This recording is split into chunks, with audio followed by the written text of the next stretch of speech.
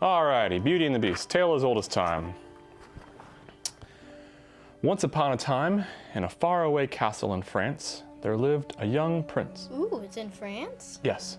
Can you read it in a French accent? No, nobody in this story has a French accent. What? Yeah, other than Lumiere and his girlfriend, everybody else sounds American or British. Well, then how do you know it's in France? It just is, okay? But how do you know? Because they say bonjour like 38 times at the start of the film, all right? It's in France. So once upon a time, in a faraway castle in France, there lived a young prince. One evening, a strange old woman came to the castle to ask to spend the night. Oh, and here's a flower, she said. Now, I don't know where the prince's parents were, but he would have only been about 10 years old at the time, and he was probably like, stranger danger. Also, roses don't grow in the winter, so I'm not really sure what's going on here. Something funny is happening. I don't really feel comfortable with letting you in right now. I'm sorry. And she was like, ooh, wrong answer. And she used her witch magic to turn him into a beast. And you'll remain a beast until you find true love. We'll give you until, I don't know, 21? That's enough time to find your true love, right? What are kids doing these days? Oh, except it's gonna be extra hard for you, because I'm gonna make your castle like super hard to find, so nobody's ever gonna come visit. Oh, and in case you forget when your birthdays are, that flower will be like a rose clock that will constantly remind you about how you didn't let me in. Let's see, what else can we do to turn you into a respectable young man? Oh, I know, here's a mirror you can use to spy on people without their knowledge or consent.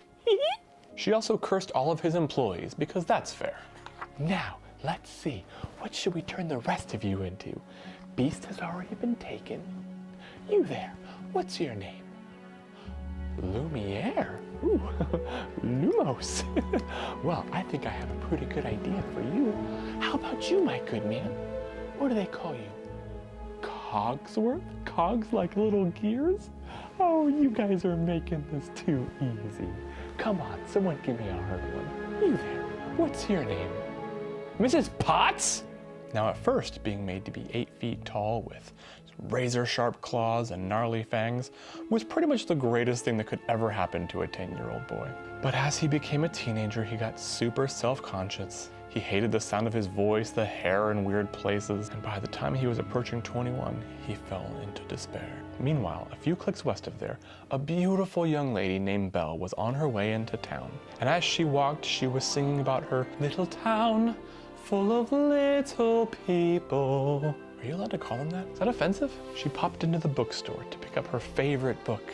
She loved it because it had far-off places, daring sword fights, magic spells, and a prince in disguise. Kids, that's called foreshadowing. That's like a surprise we're gonna see again later, huh? But all the local townspeople thought she was weird because she liked to read books and turn down the advances of the local narcissist. So she went home and asked her eccentric engineering father, do you think I'm different? Because engineers are a good benchmark for that sort of thing. But he was having a rough day because his invention wasn't working. I'll never get this boneheaded contraption to work! And she was like, yes, you will. And he was like, yes, I will. So then he tried turning it off and turning it back on, and it worked, and off to the fair he goes. He saw a sign that said, fair this way, wolves that way. And he thought, well, I should take the path less traveled by, for that will make all the difference. And it did, because there he met the wolves. So the wolves chase Maurice to the castle, where Maurice enters seeking refuge. But the beast discovers him and is all like, how dare you trespass here? Now I will make you my prisoner and feed and house you for the rest of your life. Meanwhile, back at the cottage, Gaston proposes to Belle. Hey, who has 2 thumbs and is about to be your husband? But fails his charisma check with a nat 1 and ends up in a mud puddle. Then, Philippe returns without Maurice, and Belle says, what? What is it, boy? Papa's stuck in the castle, and he's being held prisoner by a beast and a bunch of anthropomorphic appliances. We haven't a minute to lose. So Belle, the horse whisperer, asks Philippe to take her back to the castle. Philippe understands all of this and takes her back right away. Belle enters the castle, fails her perception check, and is ambushed by the beast. To save her father, she agrees to take his place. I volunteer as tribute. because even though she trespassed just like her father, lifetime imprisonment for trespassing was only customary for older men. For young ladies, you would typically just tickle them and send them on their way. So while showing her around the castle, he forbids her from going into the West Wing. The West Wing? My friend Aaron keeps talking about that show. I should check it out. Then he's like, what would you like for dinner? I don't know, I'm not hungry. Fine! And then 5 seconds later, she's like, actually, I'm starving. Do you have any gray stuff? Typical. So the staff put on an elaborate dinner show for Belle. Do you think like every spoon was an individual servant? Because there were like hundreds of them. What were their names? Spoony McPherson? Brian Spoonson? The Ladle Twins? And somehow the Beast is not privy to this dinner show, even though every other time someone sets foot in his castle, he is right there. Case in point, after dinner, Belle beelines straight for the West Wing, and the Beast finds her and is furious. You had literally one job! Belle fled the castle where Philippe was waiting, apparently understanding that when she said she would stay there forever, she meant only 6 hours. Together they fled into the forest where the wolves were waiting, so they stop her from fleeing when who should show up right on her heels but the Beast, whose only possible motivation for following her would have been to drag her back to the castle and lock her up. She forgot her toothbrush. But the wolves attacked the Beast, and the wolves flee as the Beast collapses to the ground. Belle knew this was her chance to finish off the Beast. To escape. But she had a change of heart and somehow gets his massive injured body back to the castle. We're not shown this part, but I for one am very interested to learn how. Pilates. Back at the village, Maurice has been ranting about the Beast. He had huge...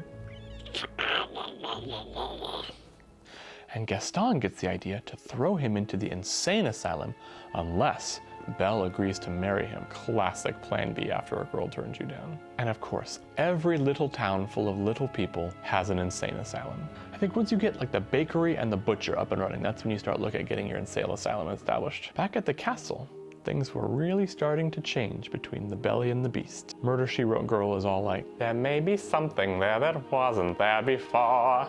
What's there, Mama? Oh, I'll tell you when you're older. It's the Florence Nightingale effect. You thought I was gonna say Stockholm Syndrome. It's that too, it's both. So the Beast heard about Gaston's plan. Ooh, the classic marry me or I'll throw your dad in the insane asylum. That's gonna be tough to beat. I know. I'll give her a room full of books. Maybe I'll let her see her dad like one time. But in the mirror, not here. I don't want my in-laws living with me. So he lets her see her father in the mirror, and he was lost in the woods. So because of the love that he has for her, he goes with her to rescue her father and bring him back to the castle. And oh wait, no, I'm sorry, hold on. No, he's like, okay, you can go get him. I mean, you got me back to the castle. I'm pretty sure you can handle your old man.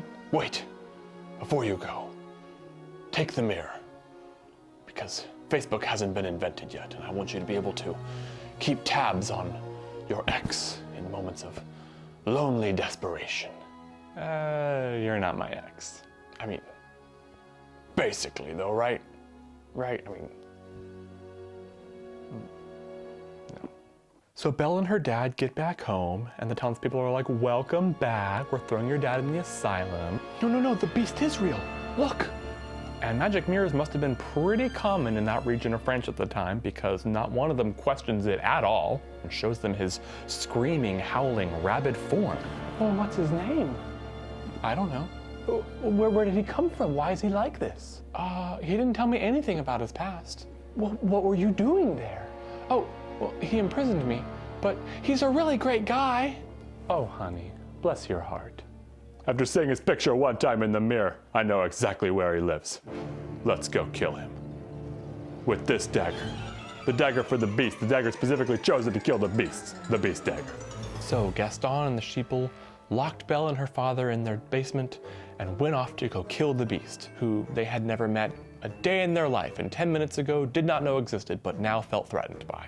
So they arrived at the castle and broke in, where the castle and all of the objects in it then tried to kill them, like some kind of terrible horror movie. Gaston fought through the toasters and hair dryers and made his way to the Beast, where they continued their fight up on the rooftops, and Gaston stabbed him and then lost his balance. And with one final Wilhelm scream, Gaston fell to his doom. Cleaner, ethically, we don't have to have the Beast killing somebody, just let gravity be the bad guy, for the best. But he had delivered a fatal blow to the beast, who succumbed to his injuries and died. The end. What? Well, yeah, I mean, he killed him. I don't really see how the story can keep going after that. Oh, hold on. There's another page. Huh. Well, how about that? The witch lady forgot to mention that he'll turn back into a human and come back from the dead when the curse is lifted. That is so convenient. So he did. The curse was broken. And at first, Belle didn't recognize him because, as any woman will tell you who's been with a man who's had a beard who just shaved it, he'd look like a baby-faced man-child. But they did live happily ever after. Once he grew his beard back and she didn't feel like she was with a toddler. And there was some marriage counseling pretty much from day one, because, you know, she was all like, he's not the man I fell in love with. But eventually they did live happily